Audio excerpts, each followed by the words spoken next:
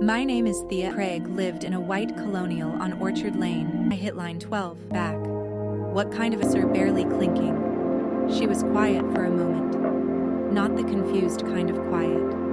The organizing kind. Your father's been making announcements his whole life, she said. Most of them he regrets by February.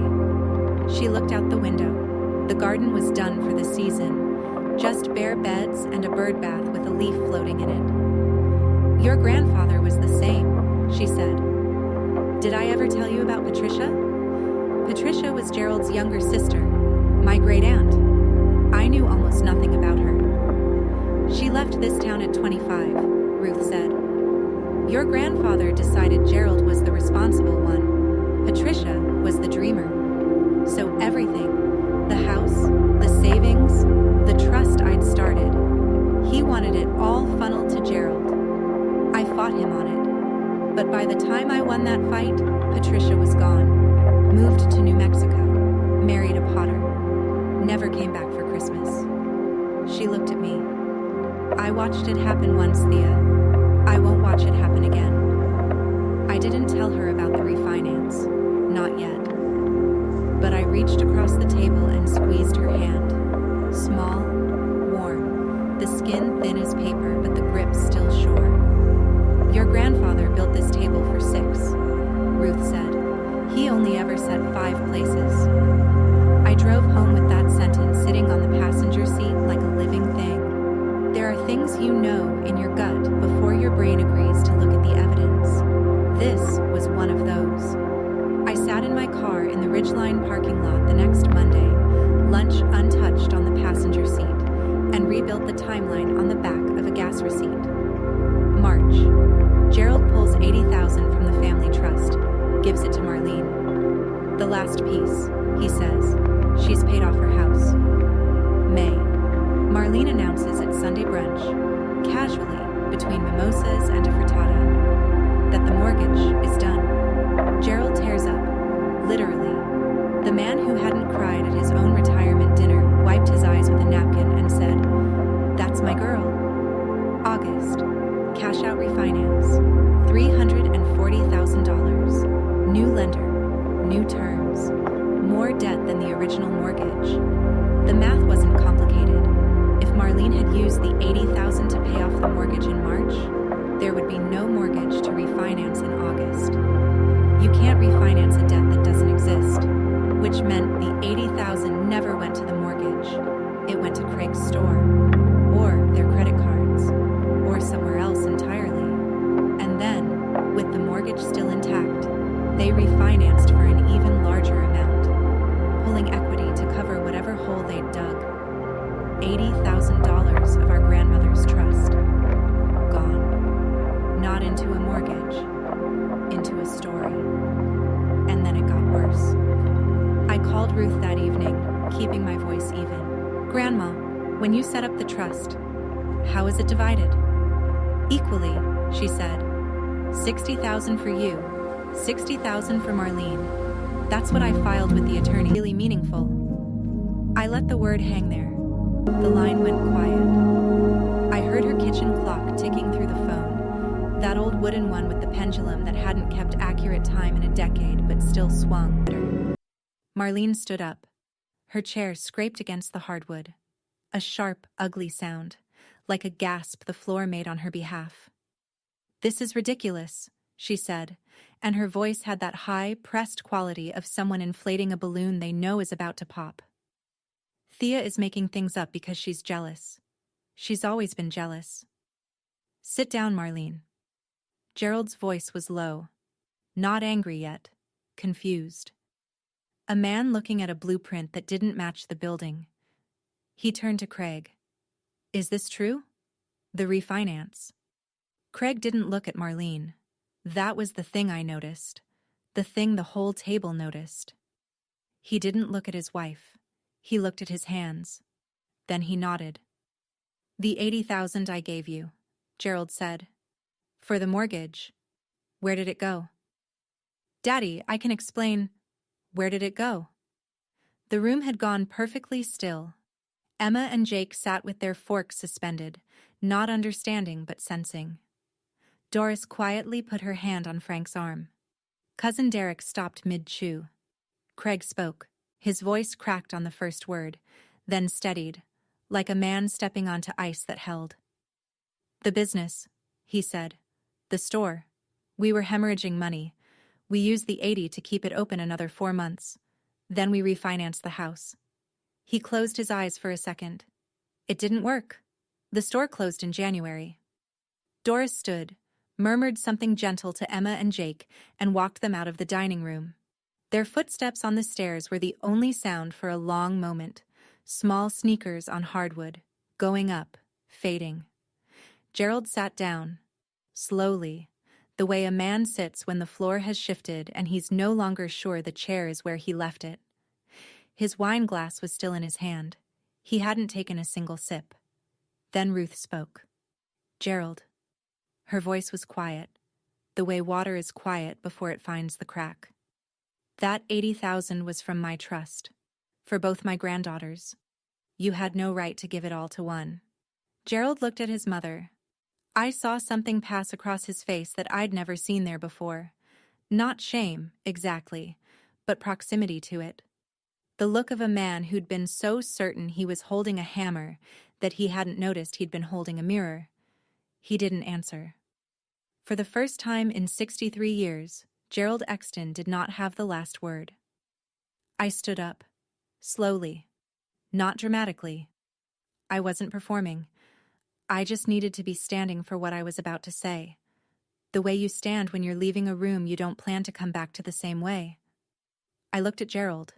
He was still in his chair, wine glass untouched, eyes fixed somewhere between the turkey platter and something only he could see. "I didn't come here to embarrass anyone, Dad. I came because you invited me." My voice didn't waver. I was surprised by that. I'd expected trembling, expected my throat to close up the way it always did around Gerald. That automatic smallness, like my body had memorized its role before I was old enough to object. But something had shifted. The smallness was gone, not replaced by anger, replaced by clearness. "But I am done sitting at a table where I'm the punchline to someone else's lie." Gerald opened his mouth. "Thea," then closed it. The word sat between us like a coin someone had dropped and neither of us picked up. I looked at Marlene. She was still standing, but the performance had drained out of her posture. She looked smaller than I'd ever seen her, not defeated, not apologetic, just exposed. Like a house with the curtains pulled back and the lights on. "I don't hate you," I said to her. "I just want you to stop." I didn't say stop what. She knew. I picked up my purse from the hook by the door. Nolan was already standing, jacket in hand. He nodded at the table, polite, unhurried, the nod of a man who'd been raised right and didn't need to prove it by making a scene. Ruth spoke from her chair. "Thea." I stopped. "Come by tomorrow, I'll make tea. We have things to discuss." She looked at Gerald. "About the trust. All of us." I nodded. Then Nolan and I walked to the door. I didn't slam it. I just closed it. There's a difference. A slam is for the audience. A close is for yourself. Outside, the November air hit my face like cold water. The sky had gone dark early, the way it does in late November, and the porch light threw a circle of yellow on the flagstones. I could smell wet leaves and something sweet. Pie, cooling on a windowsill somewhere. Someone else's Thanksgiving. Nolan opened the truck door for me. I sat down and put the envelope, still sealed, still unopened, on the dashboard. I hadn't needed to show them the paper. The question had been enough. I stood on my sister's porch that night, and the air smelled like wet leaves and cold pie. I'd asked one question, and it had cost me a Thanksgiving dinner. But it bought me something I'd been paying for my whole life, the right to stop pretending. If you've ever walked out of a room and felt lighter, not heavier, you know exactly what I mean. If this story meant something to you, hit that subscribe button. The next part is the quiet part, and sometimes that's the part that matters most. I woke up the next morning and, for 3 full seconds, didn't remember. Then it came back. Not as a rush, but as a settling, like snow landing on a surface that was ready for it. The apartment was quiet. Copper was on my chest, one paw curled under his chin, his purr vibrating through my ribs. The overhead light was off. Nolan had turned it off sometime in the night. He was in the kitchen now. I could hear the coffee maker doing its slow, percussive work, and the soft clink of a spoon against a mug. I lay there for a while. The ceiling had a hairline crack that ran from the light fixture to the corner. I'd noticed it the day I moved in, and had looked at it so many times since that it felt like punctuation.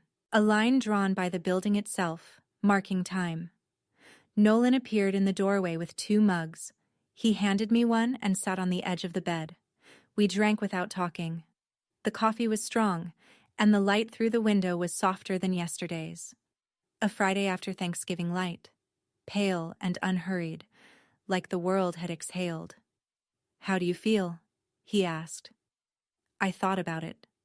Really considered it. The way I'd consider a document at work. Reading every line, checking for what was actually there versus what I wanted to be there. "Like I just put down something I've been carrying for 20 years, I said, "and my arms don't know what to do yet." He nodded. He understood carrying things. My phone was on the nightstand. 4 missed calls from Gerald, 0 from Marlene, 1 text from Ruth. 10 a.m., my kitchen. Bring Nolan if you want. I didn't call Gerald back. Not yet. There would be time for that, or there wouldn't. Either way, it would happen on my terms now, not his. I looked at the bookshelf Nolan had built. The first book was still slightly tilted from where I'd placed it too quickly. The covered bridge book. I could see Copper's paw prints in the thin layer of sawdust that had settled on the top shelf. The relationship with Gerald would never be what it was. Maybe it would be something else. Maybe it would be nothing. But the version where I was the punchline, where I sat at the foot of the table and smiled while someone read my verdict, that version was over. It had ended with a fork hitting china and 6 seconds of silence. I didn't feel victorious. I felt finished. Like closing a book you should have put down at chapter 3. Ruth's kitchen at 10 in the morning smelled like Earl Grey and something baking. Scones, maybe, or biscuits. Something simple and flour-dusted that required no ceremony. The wooden clock ticked its approximate time. The same violet-rimmed teacups sat on the table. But today, there were 3. Gerald was already there. He sat at the small table with his hands around a mug he wasn't drinking from. He looked older than he had 20 hours ago. Not dramatically. It wasn't movie aging, hair gone white overnight. It was subtler. His shoulders sat lower. His jaw had loosened from its usual set position, like a bolt that had been over-tightened for years and had finally stripped. Ruth stood at the counter, her back to us, pouring hot water into the pot. She didn't turn around when I came in. She didn't need to. She knew who was there. "Sit down, Thea." I sat. Nolan waited in the living room, close enough if I needed him, far enough to give us the room. Ruth brought the pot to the table and poured 3 cups. Then she sat, smoothed her hands on the tablecloth, and spoke. "I called my lawyer this morning. I'm revoking Gerald as trustee. I'll be appointing an independent trustee for whatever's left of the fund." Gerald's jaw tightened. "Mama, you took money meant for both my granddaughters and gave it to one. Based on a lie. That's not parenting, Gerald. That's picking favorites with someone else's money." The clock ticked. Steam rose from the teacups. Ruth looked at me. "Your share will be restored. It won't be 80,000. The fund needs time to recover. But it'll be yours, as I intended." I nodded. I didn't say thank you.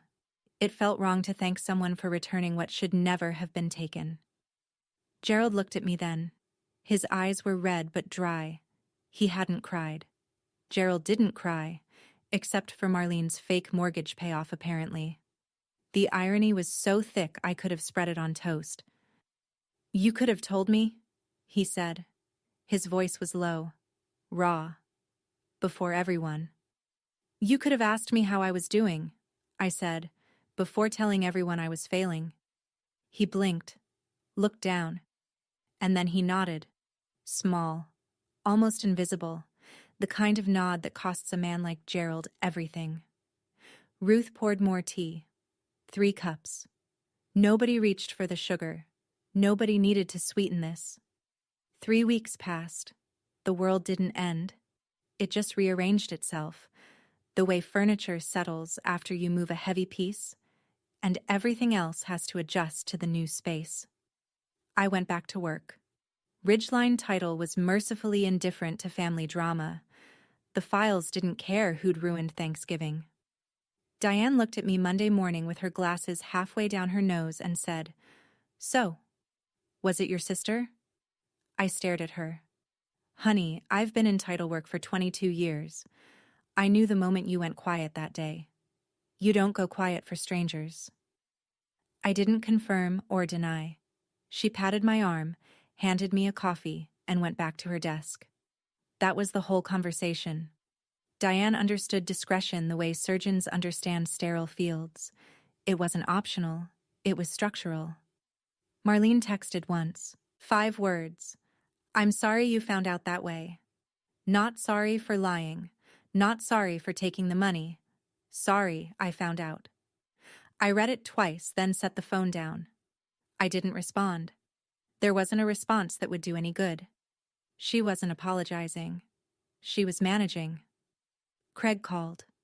Awkward, short, his voice stripped of that salesman warmth. "For what it's worth, I wanted to come clean a year ago. She wouldn't let me." "I know," I said. "How?" "Because you couldn't look me in the eye at a single Sunday brunch." Silence, then, "Yeah. Take care of your kids, Craig." That was it. We didn't become friends, but I stopped holding him in the same folder as Marlene. He was weak where she was calculated. Different sins. Gerald called once, also short, also stripped. "Ruth's changing the trust paperwork. I suppose you know that." "I do." A pause so long I checked the screen to see if the call had dropped. "You're a lot like your grandmother," he said finally. That wasn't always a compliment from me, but maybe it should have been. He hung up before I could respond. Gerald didn't do vulnerable for more than 15 seconds at a time, but he'd said it, and I'd heard it. And that small, strange sentence sat in my chest like a seed I wasn't sure would grow, but wasn't willing to throw away. Nolan finished the second shelf that weekend. This one was for cookbooks. Copper immediately claimed the top shelf, nudging a copy of Julia Child aside with his head to make room. The first snow came on a Tuesday. Light, non-committal, the kind that melts by noon but reminds you something's changing. Christmas Eve. Ruth's house. Not Marlene's colonial, not Gerald's split level. Ruth's kitchen, the one with the arm's reach efficiency and the clock that kept its own time. The table was set for 4. Ruth, Thea, Nolan, and Doris, who had called me 2 days after Thanksgiving and said, "I should have said something years ago. I'm saying it now. I'm on your side." She'd said it plainly, without drama, in the tone of a woman hanging a picture she'd been meaning to hang for a decade. Ruth made a roasted chicken, smaller than Thanksgiving's turkey, seasoned with rosemary and lemon. The skin crackled golden in her old Dutch oven. No china with gold rims, no crystal glasses. She used the stoneware set she'd had for 40 years, blue-rimmed, slightly chipped on the edges, heavy enough to mean something. There were no speeches, no toasts, no announcements. Nolan carved. Doris poured wine. Ruth brought out the biscuits. I tossed a salad. A good one, because I'm good at salads, and there was nobody here who'd use that against me. I looked down at my place at the table. Ruth had set out handwritten place cards, actual cardstock, cut with scissors, our names in her cursive. Her handwriting shook a little now, the letters leaning slightly right, like they were walking into a wind. But every letter was there, clear and deliberate. My card sat at the seat closest to the kitchen. I asked her why. "That's where the family sits," she said, "close enough to help, close enough to be fed first." I ran my thumb across my name. The ink was still slightly raised. She'd used a fountain pen, the old one she kept in the junk drawer next to the rubber bands and expired coupons. The T in Thea had a little curl at the top, like a wave. Outside, snow fell. Real snow this time, not the non-committal kind, but the heavy, staying kind that changes the shape of everything it touches. The candles on the table were beeswax, not vanilla. They smelled like warmth without trying to. Last Thanksgiving, my father raised his glass and told everyone I was the failure. His fork was steady. His voice was certain. He had no idea he was standing on a lie. This Christmas, my grandmother set a table for 4. She didn't make a toast. She didn't need to. I used to think belonging meant being chosen. I was wrong. It meant choosing where to sit. That's my story. The turkey got cold, the lie got exposed, and I learned that a question asked calmly can hit harder than any door you slam. If this story reminded you of your own Thanksgiving table, your own silence, your own moment of choosing, drop it in the comments. I read every single one. And if you haven't subscribed yet, go ahead and tap that button now. There's a story in the description I think you need to hear next. Until then, set your own table. You've earned it.